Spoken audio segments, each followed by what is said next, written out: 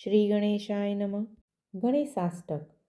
સર્વ બોલ્યા, અનંત શક્તિવાળા નિર્ગુણ ગણેશથી અનંત જીવો અને અપ્રમેય ગુણો ઉત્પન્ન થાય છે. તેમજ 3 પ્રકારના ભેદે ફરી ભિન્ન જણાતું આ બધું પ્રકાશે છે. તે ગણેશને અમે સદા નમીએ છીએ, ભજીએ છીએ. જેમનાથી આ જગત વિશ્વવ્યાપક અને વિશ્વનું રક્ષણ કરનારા બ્રહ્મા ઇન્દ્રાદિ દેવતાઓ મનુષ્યો ઉત્પન્ન થાય છે. તે ગણેશને અમે સદા નમીએ છીએ, ભજીએ છીએ. અગ્નિ, સૂર્ય, સંસાર, પૃથ્વી, જળ, ચંદ્ર, આકાશ, વાયુ, સ્થાવર, જંગમ, વૃક્ષો જેનાથી ઉત્પન્ન થયા છે તે ગણેશને અમે સદા નમીએ છીએ, ભજીએ છીએ. દાનવો, કિન્નરો, યક્ષો, ચારણો, હાથીઓ, હિંસક પશુઓ, પક્ષી, કીડા તેમજ લતાઓ જેમનાથી ઉત્પન્ન થઈ છે તે ગણેશને અમે સદા નમીએ છીએ, ભજીએ છીએ. નાશ અને કાર્યની સિદ્ધિ જેનાથી થાય છે તે ગણેશને અમે સદા નમીએ છીએ, ભજીએ છીએ.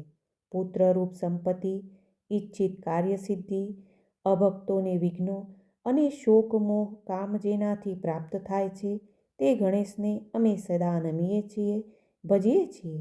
શેષ નારાયણ જેમનાથી અનંત શક્તિ પ્રાપ્ત કરી અનેક રૂપે પૃથ્વીને ધારણ કરવા શક્તિવાળા થાય છે.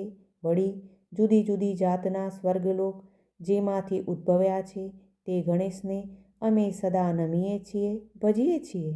વેદવાણીએ વિરામી મંત્રોથી નેતિ કહે છે તે ચિદાનંદભૂત પરબ્રહ્મ સ્વરૂપે રહેલા ગણેશને અમે સદા નમીએ છીએ, ભજીએ છીએ. જે કોઈ આ સ્તોત્રનો 3 કાળ સવાર, બપોરે અને સાંજ 3 દિવસ પાઠ કરશે તેના કાર્યો પૂર્ણ થશે તેવું ગણેશે કહ્યું છે. જે કોઈ 8 દિવસ સુધી આ 8 શ્લોકોનો ને ચતુર્થને દિવસે 8 વાર પાઠ કરે તે મનુષ્યને અષ્ટસિદ્ધિ પ્રાપ્ત થાય છે.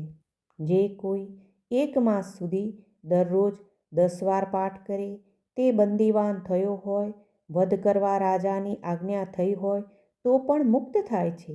જે ગણેશમાં અનન્ય શ્રદ્ધા રાખી ભક્તિપૂર્વક વહેલી સવારે પાઠ કરે છે તેને વિદ્યાની ઈચ્છા હોય તો વિદ્યા, પુત્રની ઈચ્છા હોય તો પુત્ર મળે છે અને સર્વ મનોકામના પૂર્ણ થાય છે. આમ કહીને ગણેશ પ્રભુ અંતર્ધ્યાન થઈ ગયા. શ્રી ગણેશાષ્ટક સમાપ્ત.